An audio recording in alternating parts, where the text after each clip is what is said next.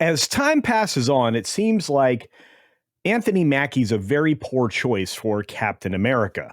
He has represented himself as Captain Anti-America. And as I'm sure you've heard that many, many times, it is pretty much the case at this point. There isn't a lot left to assume about where he stands politically or anywhere else. And he seems to also misunderstand that he isn't actually Captain America. He can't be. It's not a mantle that can be passed on. But one thing's for sure, he knows what he likes and what he doesn't like, and what he doesn't seem to like is being masked. Apparently, he does not understand what is happening to him in China. Let's get into it.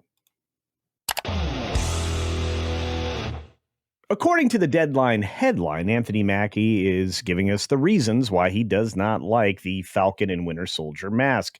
He said he's not wearing that stuff again. After the Falcon and Winter Soldier, Anthony Mackie is taking Captain Anti-America back to the basics, or at least the basics if he was an American-hating communist.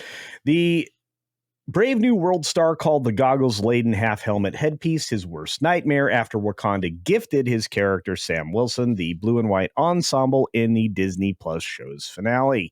And if you were wondering, yes, that is one sentence, which is a nasty habit this writer seems to get into. Because I told them I was never going with that stuff again, dude, Mackie told IGN. Well, that makes a lot of sense. That was hard with the heat, the sweat, and fogged up glasses. It was impossible. It was called a cowl. It was my worst nightmare. You can't do anything. Well, that's true, but this show never should have been made. And based on the amount of fall off and the viewership, that was pretty clear.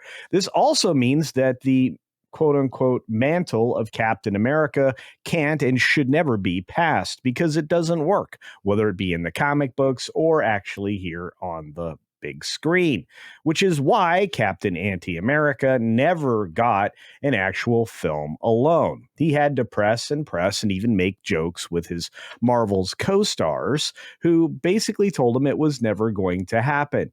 I'll tell you this, I wish it never happened, and by the time this thing flops as hard as it's going to, I bet Disney will wish the same thing. And yet, on Valentine's Day, ladies, February 14th, you will get your opportunity to see a mantle passed in the worst possible way, and some of the most questionable AI this side of thing in Fantastic Four, Return to Destruction, because that's what the first steps is going to be. Mackie had previously talked to Deadline about the reaction to Sam taking on the Captain America shield in Falcon and Winter Soldier finale, and the significance of the hero now being portrayed by the black actor.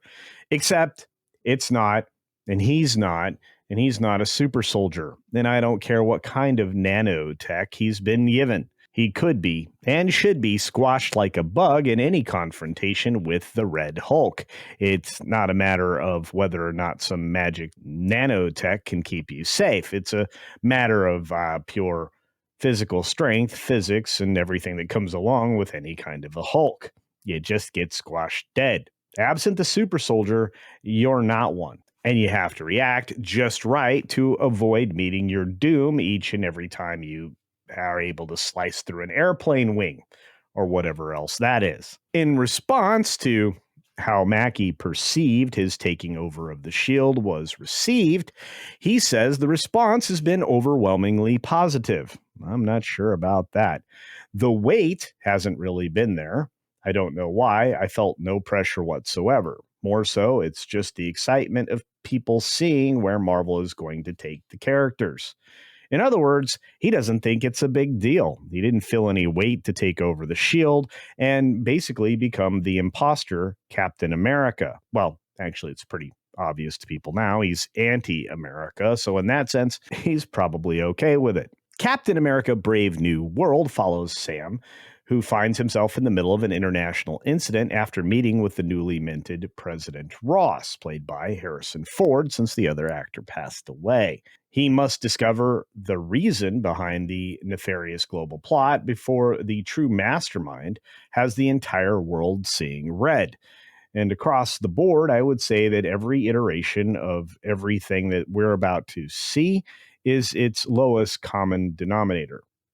At this point, this is likely to be one of the most expensive failures that Disney has had, although it's competing with many others recently, and likely we're going to see more coming if we're looking forward to Snow White, Warrior Princess, which I think will be one of the last girl boss things that Disney tries to do with their princesses, because it doesn't seem to work out. Most notably, one of the worst flops in history is, of course, Indiana Jones and the Dial of Dysentery, or Destiny, excuse me.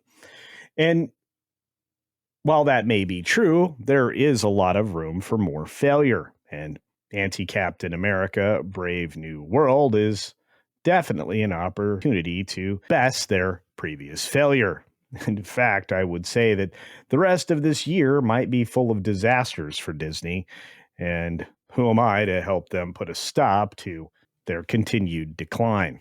Mask or no, this is not my Captain America, but I am curious if it's yours. Let me know your thoughts about Captain America, Brave New World down in the comments section below, and whether or not you'll be seeing it later this week, like I have to, so that many of you that are my viewers may not have to. At least somebody will be spared. And on that note, while you're down there, double check that you're still subscribed to the channel.